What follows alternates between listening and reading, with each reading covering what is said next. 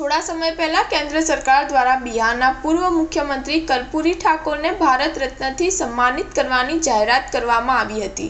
તે બાદ ભાજપના વરિષ્ઠ નેતા અને ભારતના પૂર્વ ઉપવડાપ્રધાન લાલકૃષ્ણ અડવાણીને પણ ભારત રત્ન આપવાની જાહેરાત કરવામાં આવી હતી।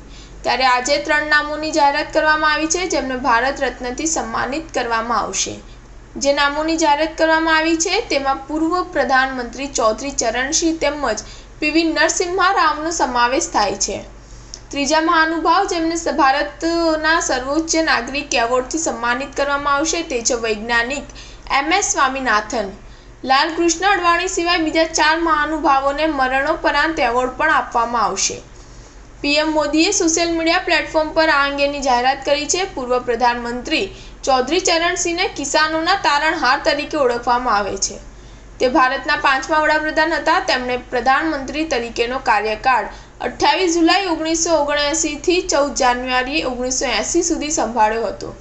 ચૌધરી ચરણસિંહ ઉપરાંત ભારતના પૂર્વ પ્રધાનમંત્રી નરસિંહા રાવને પણ ભારત રત્ન એવોર્ડથી સન્માનિત કરાશે તેવી જાહેરાત કરવામાં આવી છે।